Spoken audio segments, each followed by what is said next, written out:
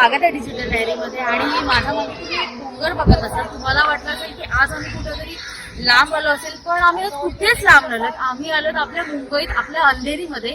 आणि ही एक अशी जागा आहे की जी तुम्हाला मी सांगतेच त्याबद्दल, पण त्याआधी मला तुम्हाला सांगायची की मुंबईमध्ये अशा अनेक ब्रिटिशकालीन जागा आहेत, किल्ले आहेत, वास्तूचे अजून जतन केले आहेत. आणि त्यातलीच ही एक जागा म्हणजे गिल्बर्ट हिल. गिल्बर्ट हिल एक अशी जागा आहे जिथे 66 दशलक्षापूर्वी ज्वालामुखीचा उद्रेक झाला होता आणि त्या उद्रेकापासून हा डोंगर निर्माण झाला का. तर तुम्ही बघू शकाल की खूप मोठ्या प्रमाणात हा ज्वालामुखीचा डोंगर जो तयार झालेला आहे. आणि आता गव्हर्नमेंटने त्याची काळजी घेण्याची सुरुवात केली आहे. आणि याच डोंगरावरती एक गावदेवी मातेचं मंदिर आहे, दुर्गा मातेचं मंदिर आहे. ते देखील जाणार आहे, तिकडचं दर्शन घेणार आहे. तर चला जाऊया आणि गिल्बर्ट हिल कसं आहे, तिकडचा वरती जाऊन व्ह्यू कसा वाटतो आणि देवीचं दर्शन घेऊ. तर चला.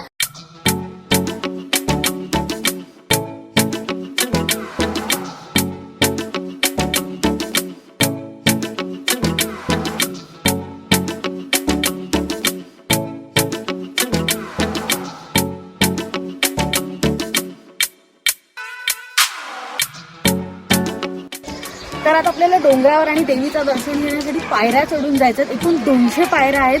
200 पायऱ्या चढून आपण डोंगर बघणार आहोत कसं आहे, देवीचं दर्शन घेणार. तर चला जाऊया आणि पायऱ्या चढूया. चला या तुम्ही पण. आणि आता देवीच्या दर्शनाला आम्ही सुरुवात केली आहे. वरती जाते आम्ही पायऱ्या चढत, पण पायऱ्या चढताना पायऱ्या खूप छोट्या आहेत, त्यामुळे सांभाळून यावं लागतंय. कारण का जर पडलो तर लागण्याची, दुखापत होण्याची शक्यता आहे, म्हणून व्यवस्थित बघून यायला लागते. तर आता वर जाऊया आणि आणखीन किती पायऱ्या चढायच्या तर बघूया. चला. तर मगाशी सांगितल्यासारखं की देवीच्या पायऱ्या चढताना खूप छोट्या होत्या, पण आत्ताच्या पायऱ्या बघितल्या तर एकदम व्यवस्थित आहे, इझिली चढू शकतो. म्हणजे देवीच्या दर्शनाला जाताना तुम्हाला इथून तरी काही त्रास नाही होणार. तर चला जाऊया आणि देवीचं दर्शन घेण्याची उत्सुकता आहे. कसं आहे देवीचं मंदिर आणि वरतून हा डोंगर कसा वाटतं ते बघूया, पूर्ण व्ह्यू कसा वाटतं. आणि सगळ्यात एक सांगायचं झालं तर तुम्हाला ह्या डोंगरावरती खूप मोठ्या प्रमाणात लोकवस्ती आहे. म्हणजे लोक इथे राहतात. आणि कसं जतन केलं आहे हा डोंगर किंवा देवीचं मंदिर कसं जतन केलं आहे, काय आहे सगळं जाणून घ्यायला चालतं.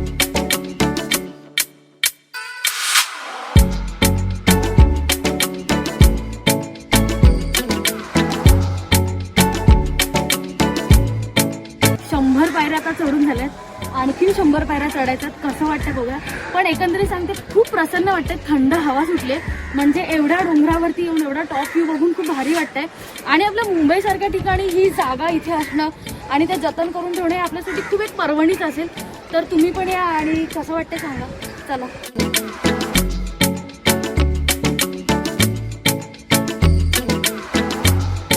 आता 200 पायऱ्या चढून आम्ही आता देवीच्या मंदिराच्या इथे पोहोचले. तुम्ही बघू शकता मागे खूप मस्त देवीचं मंदिर आहे. आज जाऊया देवीचं दर्शन घेऊया कसं वाटतं. चला.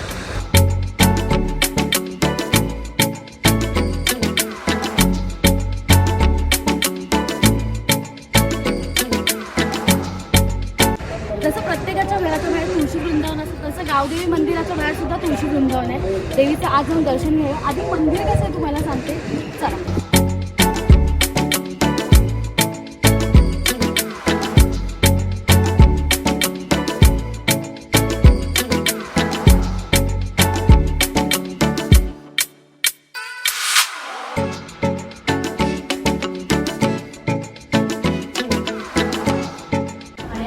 दर्शन झाले तुम्ही बघू शकता. खूप मन प्रसन्न करण्याची देवीची मूर्ती आहे. त्याचबरोबर गणपती बाप्पा, संतोषी माताची मूर्ती.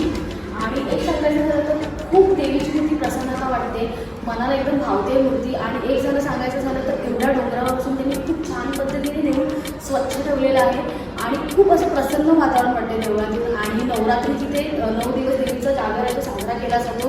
त्याचबरोबर देवीचे प्रत्येक जे सण असतात तेही साजरे केले जातात. तर तुम्हालाही कधी या देवीचं दर्शन घ्यायचं असेल तर नक्की या डोंगरावरती. खूप छान आणि प्रसन्न वाटते. आणि आता आपण एकंदरीत तिथे मारुतीचं मंदिर आहे ते पण बघूया. देवळाचाच आत आहे मारुतीचं मंदिर.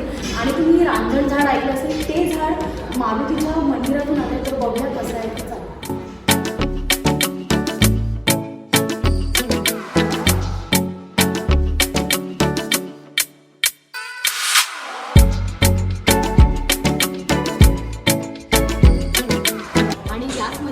बघू शकाल तर स्वयंभू असं हनुमानाचं मंदिर आहे.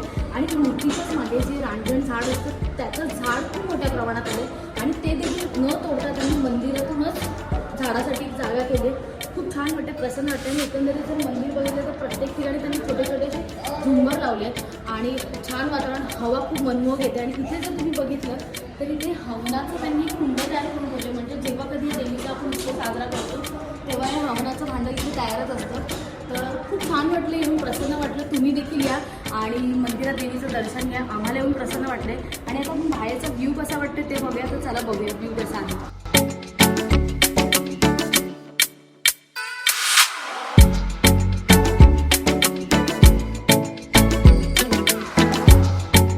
देवीचं दर्शन घेऊन झालं आणि तुम्हाला एक सांगायचं झालं तर 1 ते 4 मंदिर बंद असतं.